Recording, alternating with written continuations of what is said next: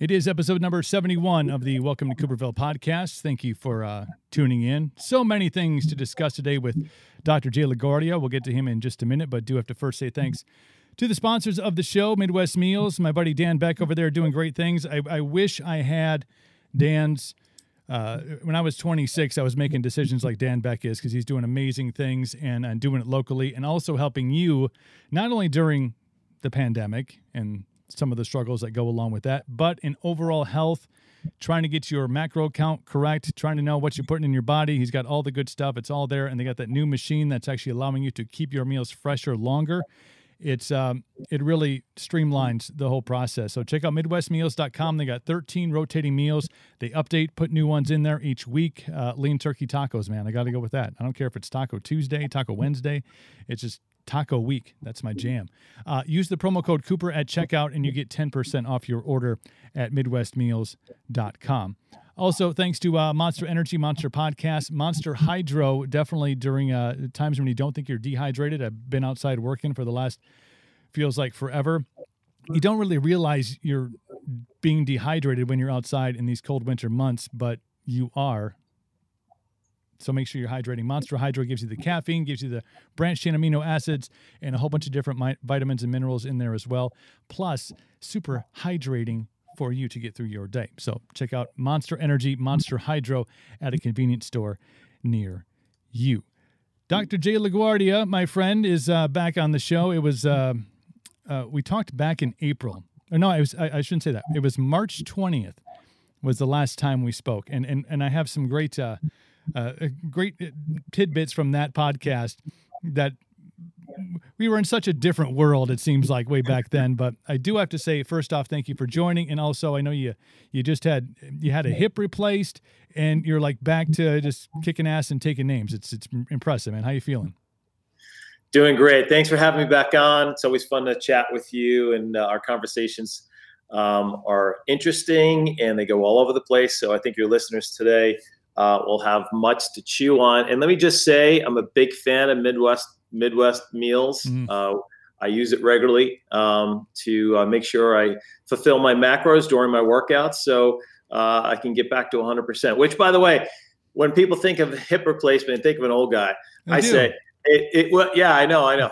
It was an injury that progressed over a period of time. So, yeah, I'm kind of old, but it had more to do with an injury than the age issue.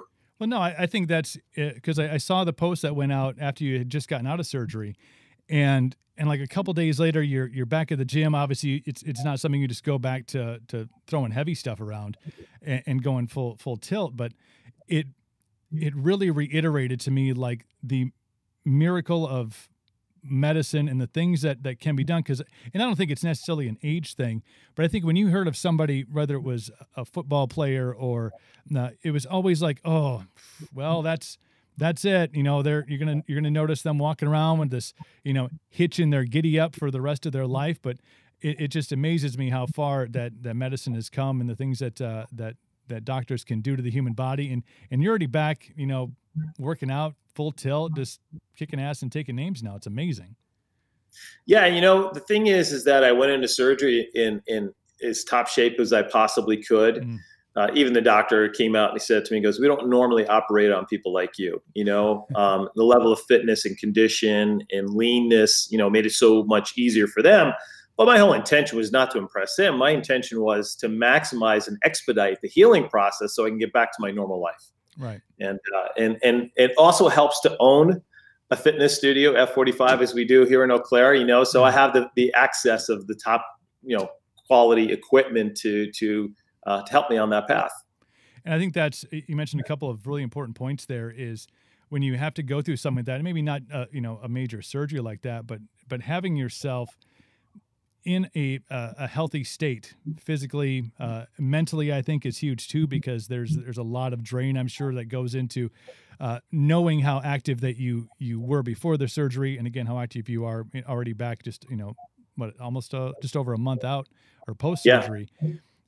If you're not quite ready to go into that mentally, it can be like, well, you can kind of get the depression can set in. But I think if your mindset's right and your health is right and your body's in good shape, the turnaround time I think is miraculous. Not to mention the fact that the surgery is as leaps and bounds over I think what it was 10, 15 years ago.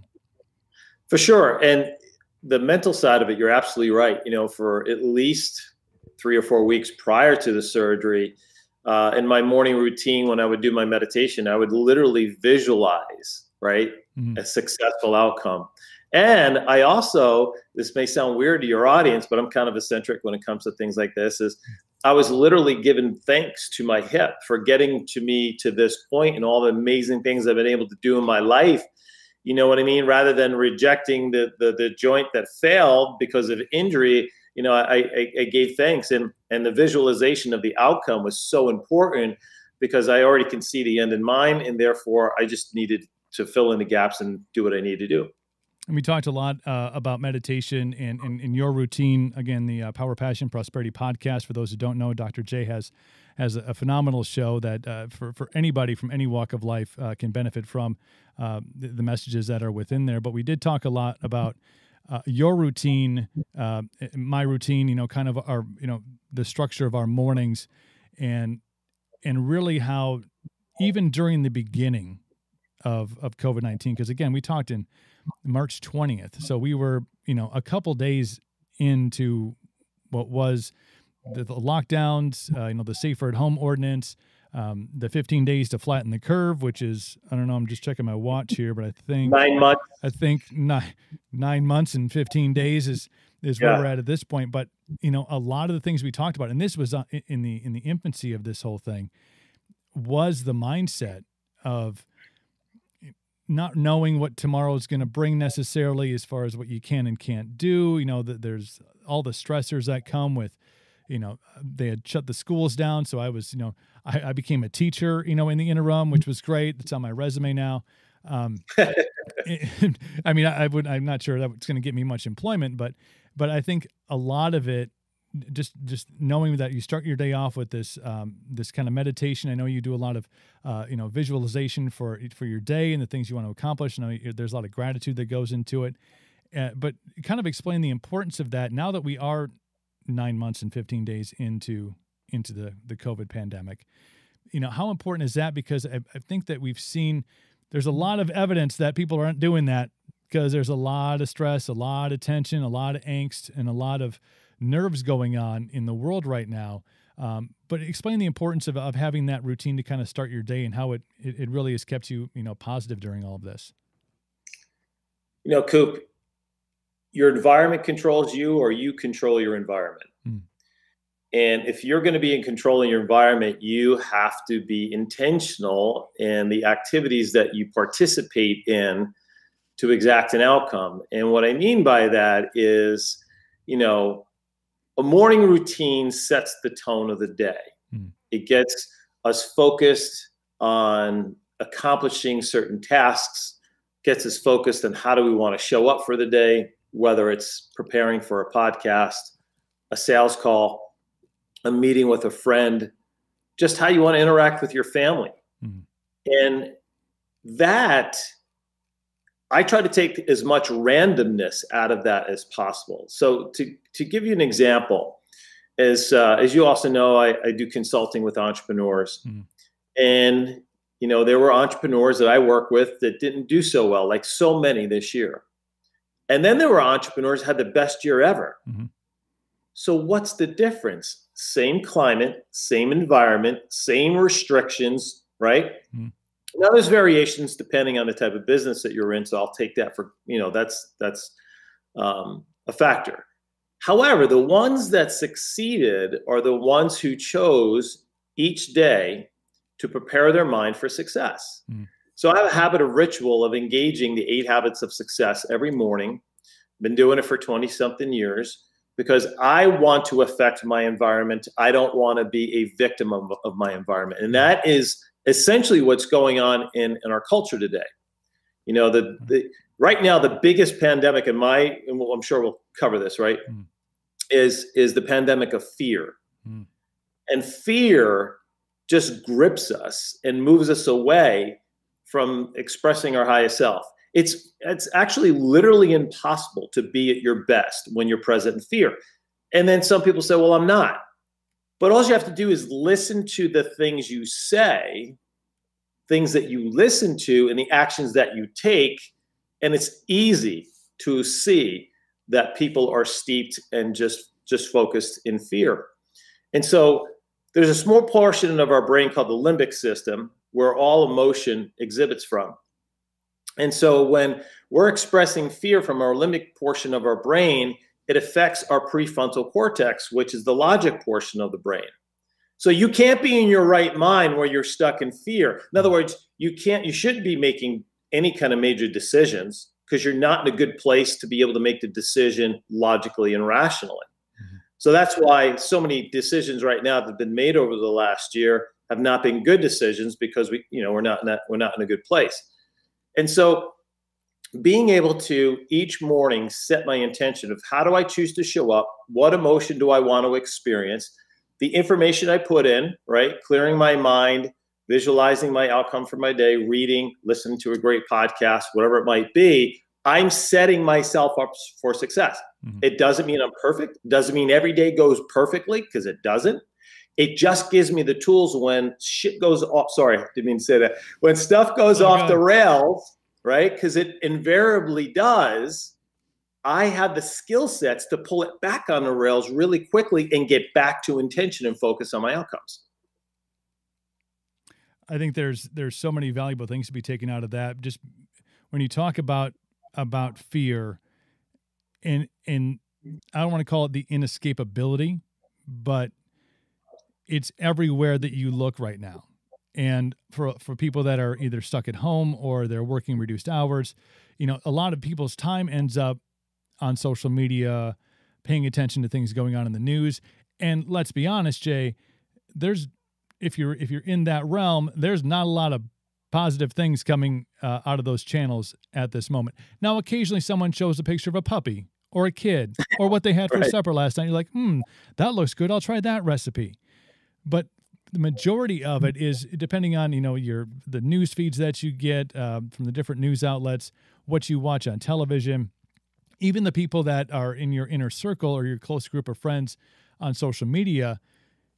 There's not a lot of, regarding COVID, there's just not a lot of these positive things being put out there. It's fear-based. It's people are not, there's confusion, which I think is an underlying factor of fear.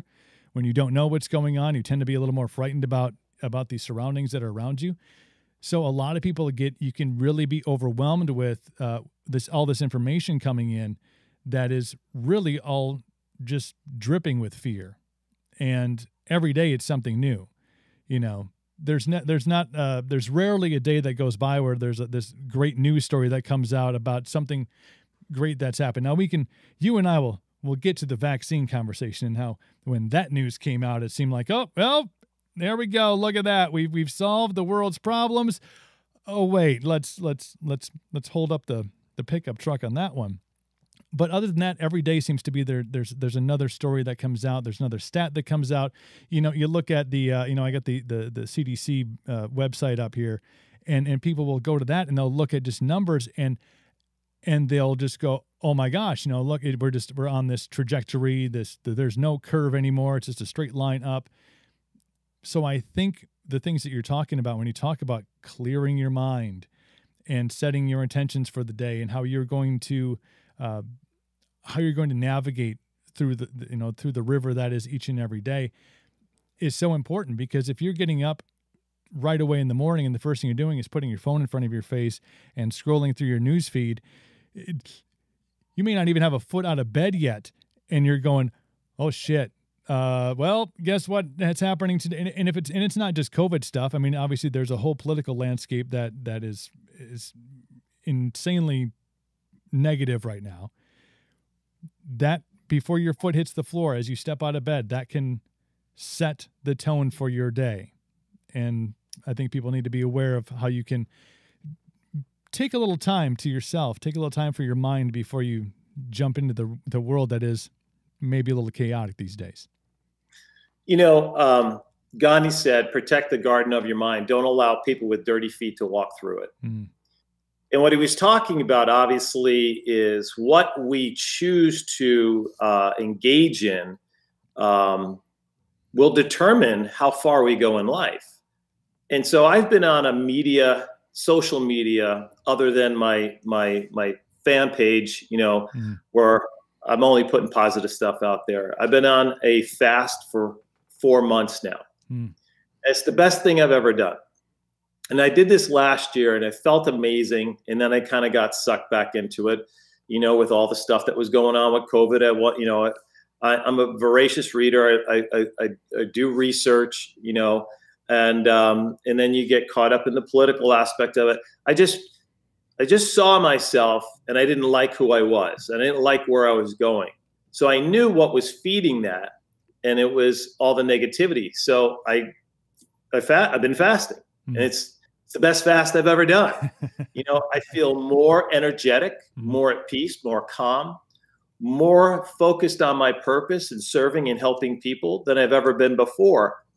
And when we think about, you brought up a really good point. You said, it's true. First thing you get up in the morning, and for most people, they leave their phone right by the bed, which is a whole nother conversation. It's really dangerous for you because your phone is emitting EMFs. And if you have a 5G phone, you better put that phone in the garage at night. Somebody else's garage. Put it in your neighbor's garage. I'm not kidding. Yeah. But that's another conversation. And the first thing you do is you pick up that phone and you look at that phone and you look at the newsreels or news alerts, whatever the case may be. And all of a sudden, that same emotional cycle kicks in. What happens is your body starts to produce adrenaline and cortisol. And these are two hormones that, when they're in high amounts consistently, lead to pretty nasty stuff long term. Cortisol suppresses testosterone in men. So it leads to depression and weight gain. And it leads to anxiety and loss of muscle tone and strength and feeling less than. It downregulates our immune system.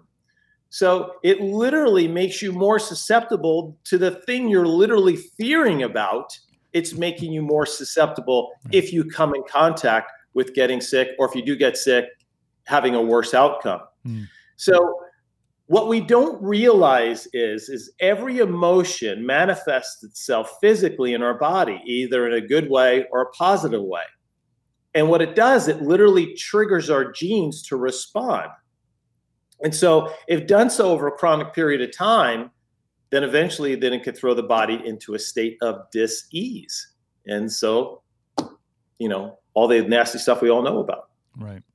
And it's, and we can go on a whole nother conversation about social media and its addiction, and how it, what was the social network, but there was a great documentary that came out on Netflix. I can't recall the name. It was The Social Dilemma. That was it. That talked about the addiction that people can get to social media and to reaction, and the boost that you get when somebody likes your post, or the feeling, the endorphins that enter your body, and how it's affecting kids in their perspective of not just social media, but how the world functions. But a great documentary. I recommend people just for knowledge sake to check it out and maybe do some self-reflecting on the effect that social media has in your life. But I do feel that there's people that have, especially now because of COVID, and whether the reasoning is this makes me feel closer to people I can't necessarily be in contact with, or I just want to be aware of what's going on, but that becomes the crux of their entire day. I mean, there's from, again, the foot out of bed to the last thing you're doing before you go, before you fall asleep, where you see there's memes about people that are laying in bed with their phone above their head and they fall asleep and their phone knocks them, hits them in the forehead, and they're like, oh, I guess maybe I should go to sleep. Oh, well, maybe I'll just check this one more thing. So I think all of that information that is circling out, and a lot of it at this point, very negative based or more so fear based, creates this anxiety that starts if you get up at 6 o'clock in the morning, or you get up at 5 o'clock in the morning, and maybe you are working right now, but there's 3 or 4 times throughout the day you're checking on that. Then you get home and you're, maybe you have a little dinner, then you're back on it. You got TV on, you're watching the news. Like, there is no external vantage point. You're not looking at anything else that is going on in your life besides what is happening on your device. And I think that leads to that anxiety. It leads to that fear. It leads to people living day to day, week to week, now month to month, 9 months, going on a year in this cyclone that is all based on negativity. And they become introverted, and they become not wanting to go out. And even if the rains are off, even if you are able to go out and do certain things, which thankfully in Wisconsin we have some ability to go out and enjoy some things in a limited capacity. But this could be, when we see the numbers, I'll say it like this: when we see the numbers someday, and I don't know when that day is going to be, it could be 2022, 2025, when somebody does the research on the effects outside of the virus itself of COVID, everything from the suicide rate, domestic violence, but really the change in people's mentality of how they interact with other humans, how they view themselves, and how they live their lives in fear instead of just living their lives and experiencing all there is to experience. I think those numbers are going to really, if you can quantify them, if you could put them on a scale next to where we're at numbers-wise with the results and the effects of COVID, there's going to be some eye-opening things, I think, that come out of this when that research is eventually done. There's actually already some preliminary research that has been done. And I just want to say, anything that has the power to do good has also the power to do bad. And so, social media can be a good thing. It can connect people. It's a great way for e-commerce, it's got its good side, right? Particularly when it comes to young kids. My concern is self-worth is based on likes and follows, right? You know what I mean? And so, and even that, if the self-worth is strong, it's really built on a house of cards. The self-worth isn't built on likes and follows. So either way, it has a negative effect on kids. So it's a concern, but there's lots of hardships that people have suffered and experienced. Think about this. And this was as of August 31st of 20. 163,700 businesses have closed their doors since the start of the pandemic. Of those, 60%, 97,000 and change, are now permanently closed. So meanwhile, the collective wealth, get this, of 655 billionaires rose by more than 36%. How does that work when everybody else has been struggling for the most part? And interesting enough, they found with Brits, over 3 million of them have gone without food at some point during this process. And a Canadian survey found that, and this was published in October, 22% of Canadians experienced high anxiety levels and 4 times greater than pre-pandemic levels. And 13% reported severe depression, and drug overdose and epidemics have significantly worsened in Canada. And in Japan, which didn't implement any lockdowns at all, their statistics show in October of 2020, more people died of suicide than they died of COVID. So the numbers are there. They're not being reported. Must give you pause. Why, right? Why isn't that information available?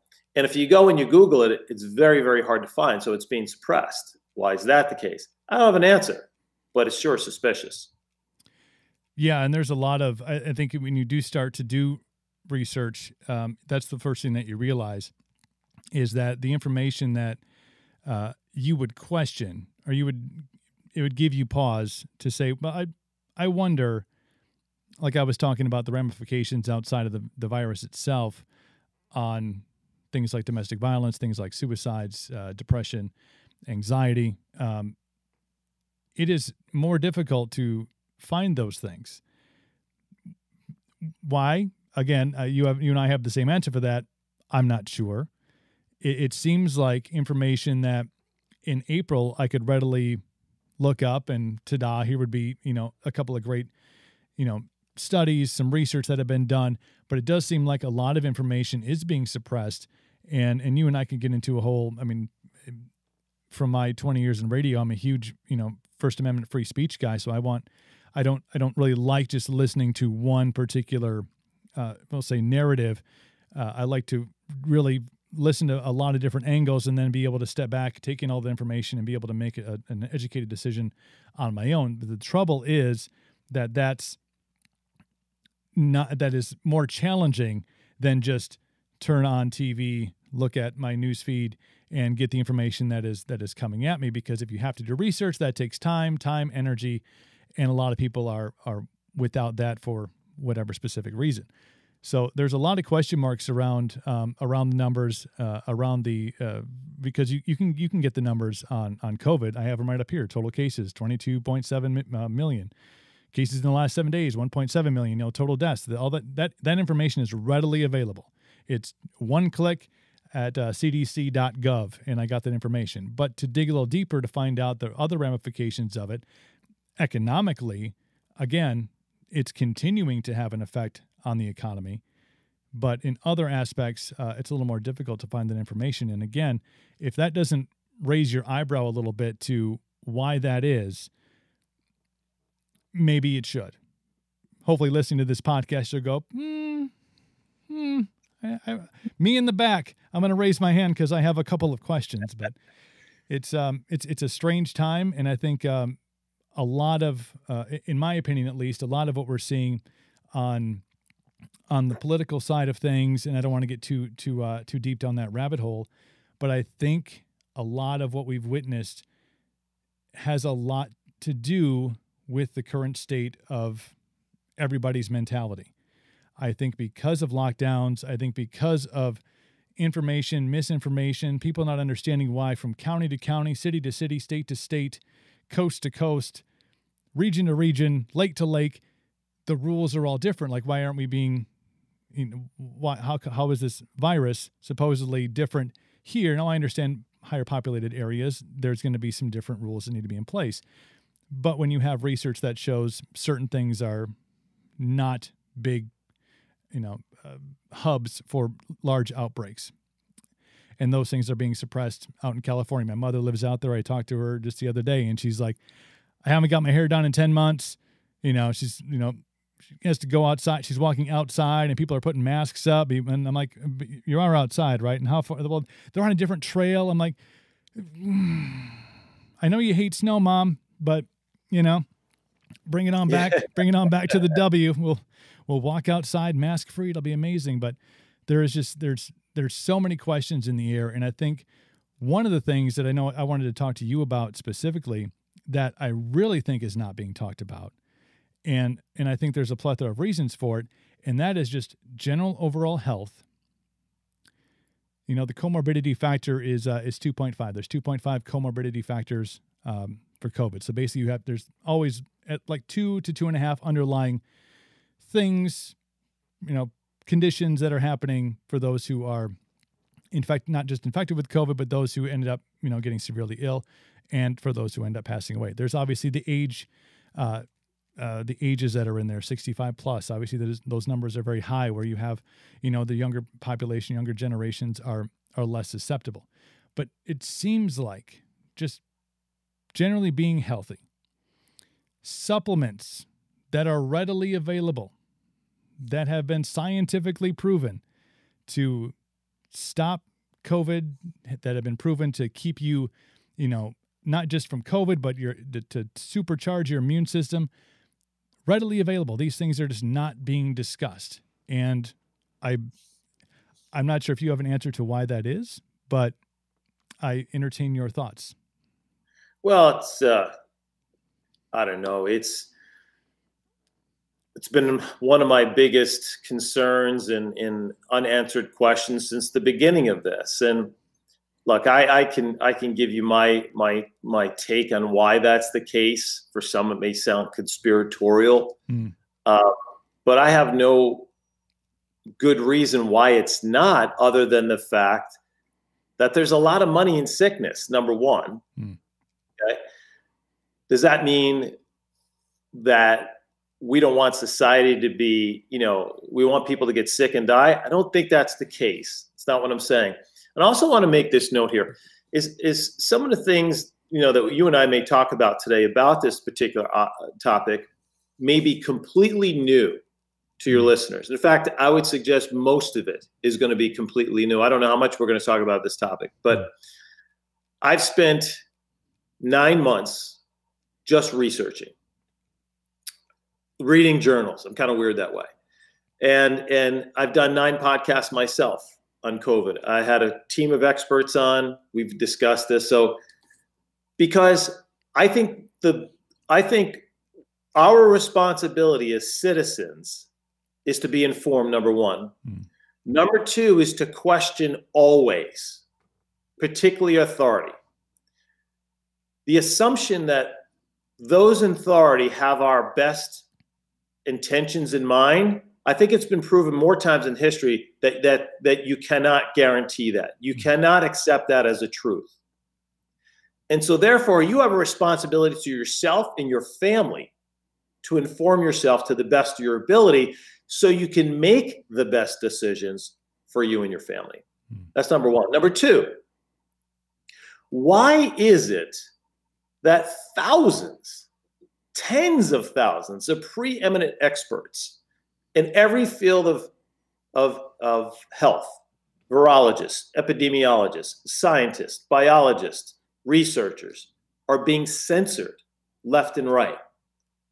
What altered universe did I wake up in where there's no longer a dialogue because there is enough contrarian science? Okay. I love it. One of the reasons I got off social media, I was so pretty much fed up with all the social media medical experts. Oh, yes. It's just amazing how social media makes everybody an expert. I've had 35 years in healthcare and research and I'm humble enough to, I don't know everything by any stretch of the imagination. I'm still learning, still expanding my mindset, but I know a lot about biology. I know a lot about physiology. I know a lot about human anatomy. And any logical, objective human being has got to say to herself, why are they being censored? Why don't they want me to hear these things? What are they hiding? Why isn't a conversation, if there's confliction within the science, why isn't that being discussed?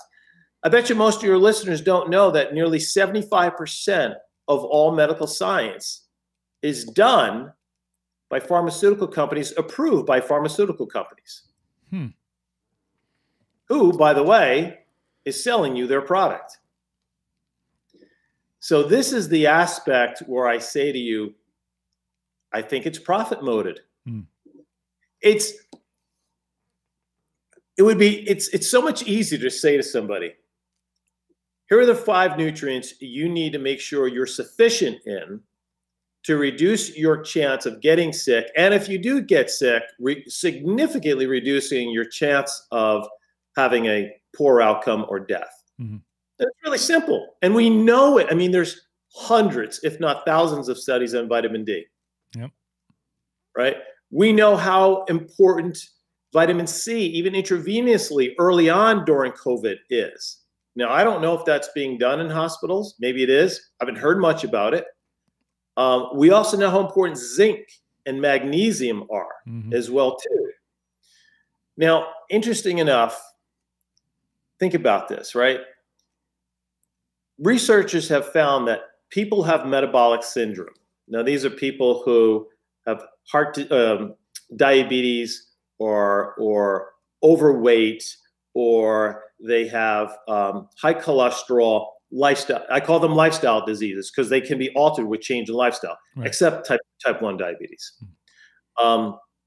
We know that with metabolic syndrome, obesity, diabetes, all those things, it worsens the outcome from COVID-19 as well as other infections, right? Like the common flu. And obesity also increases the duration that you carry the virus and you share it longer. So in other words, so people who talk about masks, you're not being responsible by not wearing a mask because you're harming other people. Let's even assume that's true.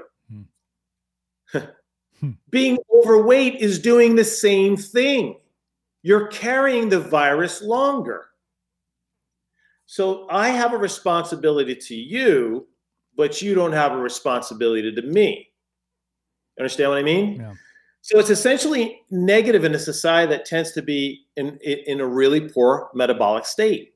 And there isn't a species on Earth unhealthier than humans, and no place worse than in the US. We are the sickest population anywhere in the world with the quote unquote best healthcare system. And so the reason we're having poor outcomes is because people are nutritionally deficient, they're overweight, they're deconditioned, and unfortunately, too many people are unwilling to do anything about changing it. Yeah, I mean that's the. It feels like the free pass, and I know there's a lot of people can call it fat shaming, and you can call it, well, there's so many things out there where it's not okay. It's okay to call somebody who smokes now. 20, 25 years ago, 30 years ago, 50 years ago, it was like smoking was just something people did. Now it is like, it's like you see somebody smoking and they're within 25 feet of a building and they can get a fine, so that's like, that's smoke shaming. Like, that's cool. Like, but we haven't gotten to a point yet where, even having a conversation, having dialogue with somebody about health and nutrition is a safe space, because the automatic, I think, reaction is, I'm being fat shamed. You're calling me out on my weight, and obviously there's going to be downside to that. And I was just listening to a podcast. Dr. Mark Gordon, I believe, was on it, and he was talking about exactly the same supplements that you talked about. So again, this, he knows them, I know them. These things that are readily available that if you knew that you should be putting in your body: vitamin D3, zinc, magnesium. We talked about inophores a little bit, which is, like turmeric is one of them. Was it cortisone is another one. Also, and this, I don't know if we're going to get flagged for this, but hydrochloroquine. Anybody remember that whole thing? Is also, they're like, everybody just had a flashback to, wait, what? All that is an inophore, which really helps those specific, especially zinc, get into your cell. And what zinc has been shown to do is to be able to stop the coronavirus and other viruses like it from attaching itself to your cell and thus, reproducing itself and causing the infection. So these things, you can get all of those things. He talks about DHEA in there.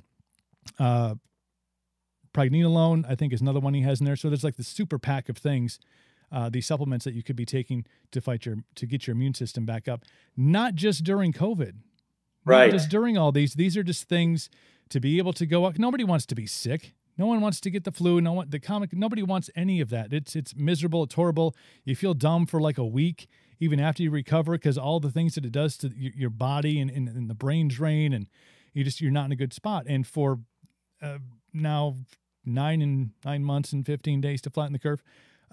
Here we are with this readily accessible information, with these readily accessible supplements and vitamins, and nobody in mainstream media, nobody at the CDC, Fauci, nobody saying, hey, actually, I do think I saw something on the CDC. They finally said something about, well, zinc levels across the country are relatively low. I'm like, well, that's good. Like, where was this information back in March when we could have, been like, oh, here's a super pack of vitamins. We should market that, Dr. J. Like, here you go. Yes. Here's your VitaPack. Take this for immune system boosting and to help protect you from this. But a lot of this information, and this goes back to what we were talking about with having to really dig in to find any of the numbers about the other effects of lockdowns and safer at home and kids being home from school, it's just, it seems like it's tougher to find that information. And again, another reason, if you're not raising your eyebrow at things, if you're just learning about these supplements on this podcast of all podcasts that are available out there, you're welcome first and foremost, but you got to start, you got to start asking questions, and you got to start, really doing due diligent research, because you know what? Everybody's sick of this shit. Nobody wants to, we're done. Like, okay, there's not going to be a new normal. I mean, we kind of all have come to the logic that just the way that I think COVID has transformed us as human beings and how we interact with others, if we get back to where we used to be, it's going to take a long time. But people got to have knowledge. They got to find out what's going on in real life. Yeah, and I didn't want to talk much about this topic because it's like gasoline. But right. I did a podcast on the unintended consequences of wearing masks and the social impact it's having, and will have for a very, very long time. If you think this is all occurring, in a bubble and there's no repercussions long term, you're delusional. Right. You really are. You know what I'm saying? I want to get back to you had talked about zinc. When you take zinc on the onset of feeling cold or a flu or corona, whatever the case may be, by taking 75 milligrams a day can cut the duration of your sickness up to 6 to 7 days, almost a week. Cut it. And the thing about vitamin D, and this is probably some of the stuff that people don't know, way over, particularly us here in the northern hemisphere in Wisconsin, because we lack sunlight, for a significant portion of the year. By the time we get to February, even people who are supplementing with vitamin D, our levels have dropped low. And over 85% of the population in the northern hemisphere particularly have got significantly depleted vitamin D levels below 20 nanograms per deciliter. I've seen research that indicates when it drops below 20, if it stays there, it's 100% guarantee of getting cancer. 100%, because vitamin D activates 2,000 genes, and including with vitamin K dependent proteins, if your levels are high, it actually repairs your genes. So, and it also is a powerful antimicrobial and antiviral peptide. So, my recommendations I've done, for my clients, is you want your vitamin D levels to be anywhere between 60 and 100, right? I had mine tested not long ago. I was at 81. Actually, just prior to surgery, I had it tested. So I do it in this time of the year, and then I'll do it again in the summer. Right. So I do it twice a year. It's not an expensive test unless you go to a typical health facility. Then they'll charge you. So when I went in for my pre-op test, she wanted me to get a vitamin T test, and I said to her, "Yeah, sure." And she said, and I said to her, "Well, how much is that?" She goes, "It's about $350." And I said, "No, thanks." I said, "I can order it myself for 40." So inflation. Just think about the markup there. Anyway, right. I got a little sidetracked there. But you need the magnesium as well too, because it requires it impacts immune cell function, and if your magnesium levels are low, your immune function is going to be altered as well too. So all these work in concert together. So instead of saying, "Well, I'm going to take vitamin D," okay, I have no problem with that, but you need to be taking vitamin D with K2, because without K2 in it, vitamin D levels, as they begin to rise, can oxidize arterial walls and harden them. So you get atherosclerosis. So the K2 makes sure it doesn't become oxidized, and it gets actually into the cells and utilized for proper sufficiency as necessary. What I'm just trying to get to here, Coop, is this. People have way more control over their well-being than they ever imagined. And they should be more focused on lifestyle and choices they're making each and every day, which will have a far greater outcome and far greater impact on whether they get sick, don't get sick. If they get sick, how bad, reducing their chance against every chronic disease that now exists and has been exploding in this country. How important is it? You talked a little about blood work, and I think it's something that it is not that it's new, but it feels like understanding where you're deficient. And again, I'm somebody who supplements fairly regularly. I try to do the research behind it. Like, okay, well, like you talked about vitamin D without K2, like, okay, great, you're taking this, but how it all functions. But, for a person to go in, how important is it to go in, get that blood work done so that you can say, or your medical professional or whatever, if you, the at-home kit, however you get it done, to really look at your levels and understand, okay, here's where I need to supplement. Here's where maybe in my diet, I'm getting enough of these things. I'm getting enough, calcium, getting enough, vitamin, the other vitamins that are important, outside of a multi. How important is that for people to really look at, so they have an understanding of exactly where they are deficient? Because I don't think that many of the population is aware. If you said, well, I'm feeling a little iron deficient today, like it takes until something really bad happens, or you have a elongated, fatigue, or you're like, man, I'm getting enough rest and I'm exercising. It's like, I don't understand why I really feel this way, until people maybe take action on it. But how important is it for people to get that blood work done so they do have a comprehensive understanding of exactly what they need to be putting in their bodies outside of their regular diet? Because newsflash, you can't get all the things you need to function optimally just by eating. Yeah, especially the American diet. Right. Cheeseburgers. Cheeseburgers. Even if you were eating the cleanest, purest, totally organic diet, I'm talking organic fruits, vegetables, meats, you're still going to be deficient in about 3 or 4 supplements because it's impossible to get from our diet. Right. I'm releasing a podcast next week with one of the preeminent nutritional companies that I've been working with. My team has been working with for over a decade, Nutritional Dynamics. And I have one of their executives on, been with the company for 40 years. And I knew this, but I forgot. And he said to me, he goes, a spinach salad in 1960 and now, you would need to have 11 bowls of that spinach salad to get the same nutrients that were in that back in the 60s. Wow. Okay. So it's from soil depletions, right. It's pesticides, it's, we can go on forever. Back to your question. I'm an evidence-based guy, right? I don't like to randomly shoot at things just hoping that it would work. It's a waste of time, it's a waste of money. Right. And it may make it worse. See, that's the thing. Nutritional science has come such a long way. When I first started 30-something years ago and where it is now, it's night and day. Mm-hmm. And so as we have continued to expand our knowledge and our practice, we do 2 things. We do blood work and we do DNA testing. Mm-hmm. Why? Because we want to know exactly, based on your genetic makeup and based on whatever insufficiencies that you may be experiencing, that we target specific and then just don't shoot in the dark. Because as you mentioned before, iron. Iron is one of the most abused supplements. People just take it. You never want to take iron if you don't need it.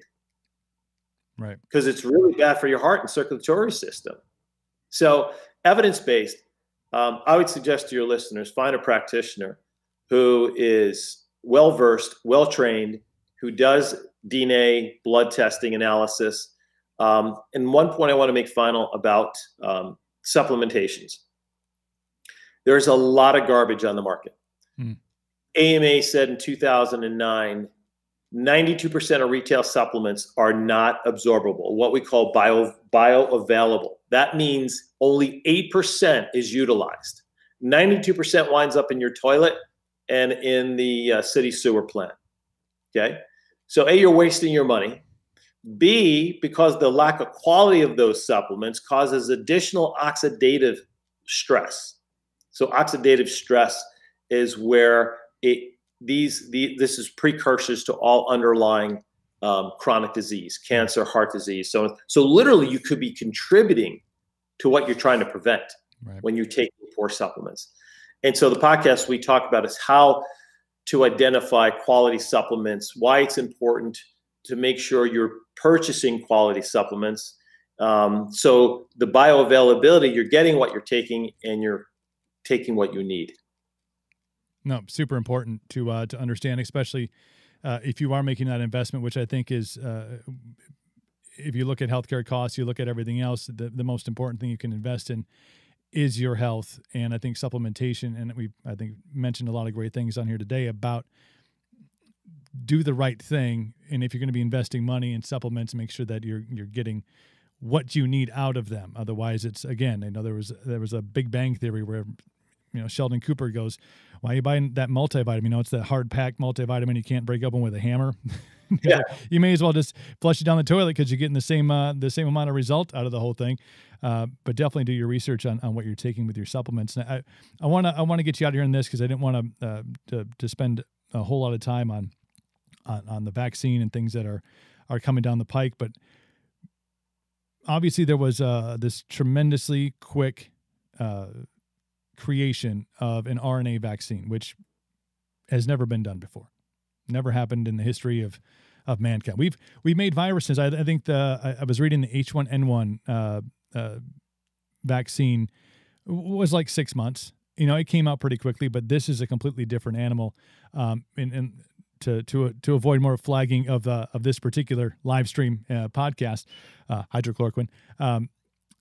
What questions do people need to ask before? Because again, I want to say I'm in a stand back and wait situation right now, but what questions do people need to really ask before blindly going in and getting this vaccine and thinking that everything is going to be great once everybody has it? Because I think there's been some verbiage that has come out about even after it's still going to be the same. And people, I think that's maybe started to, again, raise that eyebrow on some people as well. So your thoughts on questions that people should ask before getting the vaccine, whether it's the Pfizer or the Moderna or any other one that's coming out.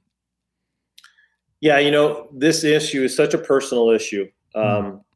And people are very passionate about one side or the other. And I respect both positions. And I think that's what's great about living in a country like in which we do is people can choose what's best for them. I have a real issue when someone tries to decide what's best for me because my biological makeup is different than yours, right? You might get a vaccine or I might get a vaccine. It does really fine for me. It has no repercussions, at least not in the immediacy, might long-term, don't know that. And you may get it and have, transverse myelitis and get paralyzed because that's what's been happening, as one of the complications of this vaccine and so on and so forth. So who am I to tell you what you need to do? Again, do your own research, make a decision, because that decision could have serious consequences. So now while the vaccine is sold, as a way to end the pandemic and return us to the normal, it can't. And since it's only been, evaluated for its ability to lessen COVID-19, right? It only reduces the symptoms. It doesn't eliminate the risk of infection. It doesn't prevent you from getting COVID. I saw a meme. Oh God, I don't want to screw this up, but it was funny as hell. My wife showed it to me because every once in a while she'll show me things like that because she knows I'm on my social media diet. That's taking a break. To do wearing a condom and having sex. Imagine if you can wear a condom, or you would wear a condom during sex, but yet you're still, a really good chance you're going to get pregnant. Well, what's the point? Right. So my point is, what's the point? Now, here's something really important. I don't want to make a joke out of this, right? So while some COVID-19 vaccines have been granted emergency use, and utilization, they still yet have not completed stage 3 clinical trials. And the data points won't be collected for up to 24 months after the injections. Ladies and gentlemen, you are participating in the largest study in history.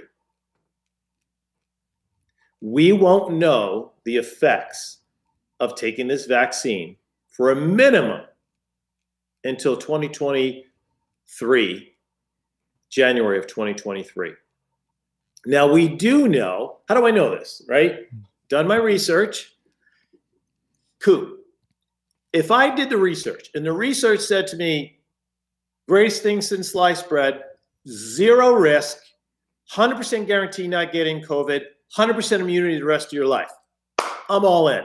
I'm all in. Makes sense to me, right? No risk, all reward. Not the case. Not the case. So the adverse side effects, again, are still relatively unknown. There have been reports of people dying, medical people, quite a few, not getting to the media. There was just one the other day because they're not going to promote that stuff. No. Right? So it's unknown whether, and it's suspected that there may be some fertility issues, making females sterile. And so it's not recommended for pregnant, childbearing women who are considering becoming pregnant. What does that tell you? That would be a concern to me. Yeah. So here's the question. What will it do to kids? We don't know. So you asked me to come up with some questions. What I'm doing is opening up the concept. Are you okay with taking that risk if you gave it to your kid and didn't know until they were in their early 20s they became sterile because of this vaccine they took? How would you feel? Yeah. You know? Or 5 years from now, you talked about the brand new technology of using messenger RNA as a way of delivering the antigen into, and so then the body recognizes and creates its own antibodies, right? Which has never been done before. They've tried to come up with coronavirus vaccines for 30 years and they failed. In fact, the guy who led the research study, even last year, and this is a guy, now get this, right? He's the head of Baylor Medical School. He said, you could take up to 100 vaccines a day and you would be fine. Now, I don't know where he got that information. I don't know if I would buy into that, but even he said they will never develop an effective coronavirus vaccine because they've tried it for 30 years. And all of a sudden now it's fast-tracked in 9 months. Without it. So they bypass stage 1. So what's stage 1? Animal trials. Every time they came up with a prospective vaccine they thought could work, they go to stage 1, which is animal trials. And every time, those animals experience what they call a super response. So they would get injected and their immune systems would go on hyper, right? And create this cytokine storm, causing all sorts of nasty stuff, including death in these primates. Every time they developed it, thought it had a possibility, went to stage 1, they shut it down. So now we're in stage 2, all right, delivering it. And then stage 3 is what we're going to see over the next 2 years. So I don't know, man. I'm not comfortable with it. I certainly would be comfortable with it for my kids or granddaughter. But I also want the opportunity to choose for me. You do you, I'll do me. Yeah. And I think that gets into another great podcast we could have, is talking about just some of the things that are out there on the table. And this, gets more away from COVID itself into human rights and to constitutional rights. And, there's this, I mean, if you dig below the surface, because this is not stuff you're going to see on the nightly news. It's not stuff you're going to read on the local news. You have to do the research on it. But there are things that are being, under the cover of darkness, under the cover of night, it seems like, being brought into idea, like the chance for them to, inoculate children without their parents' permission during school. I mean, there's just things that are out there. again, hasn't been passed yet, but it's, I mean, to know that those types of things are being brought up. And again, you and I had a great conversation back in March. We had a great, I'm going to say it was a back and forth because you're both were on the same page about non-elected officials making decisions for us and our health. And again, it goes back to, I'll make my decision, you make your decision. If we do our research, everything will be hopefully okay. Hopefully in 24 months, we're not all just like, okay, well, we didn't take the vaccine, so we got to fight the zombies off now. This is where the apocalypse comes in because we didn't fully do that stage 3 research. It was just a large clinical trial on the populace. But I do. Shot in the dark. Yeah. Again, it's like it's like stormtroopers in Star Wars. Like they those assholes can never shoot anything. Just ping, ping. They're just like shooting, and hopefully at one point they get a Wookiee in the shoulder, and that's it. They're just not good. But a lot of great information, Dr. J, and I appreciate it because I know that you are a diligent researcher and you do scrape below the surface, things that you're not going to find. It's not going to be in the first 4 things that come up on Google when you do a search. You're going to have to scroll down a little bit and even dig from there. But I know you've done your research. You know what you're talking about. And for me personally, learning stuff on this podcast and for the listeners and those who are viewing right now, we thank you for doing that research because, again, a lot of eyebrow raising. A lot of And it should be. Yeah. I mean, that's not the natural human state should be inquisitive. Absolutely. I put a post up on my Facebook page. If you could choose one, which one would you choose? Right? Certainty or curiousness? And it blew me away. I thought most people would choose certainty because a lot of people are uncertain about whatever, right? Right. But 70% of respondents came back with curiosity. And I love that. Right. Because curiosity is what expands the mind. Curiosity is at the forefront of learning. If we just have to be certain and comfortable all the time and somebody take care of us and pat us on the back and make us feel good and give us cookies and milk, we're doomed. We're doomed as a species. Because all innovation came with the concept, what's possible? Mm-hmm. And if you could start with what's possible and go from there, life could be pretty cool, really. Right. I mean, you look at a guy like Elon Musk. Yeah. I mean, just you want to talk about that? He doesn't want certainty. I mean, he wants to make sure that the rockets go up, but he wants to learn at every single point because. I mean, when your goal is to colonize Mars because we've fucked this planet up so bad, you got to ask questions. You got to be like, where are those big caverns we need to find so we can get away from the toxic radiation on Mars? I mean, you have to be curious about those things, but there's a lot to be said about that, and it's inspiring, I think, and it must have been for you to see that. Okay, good.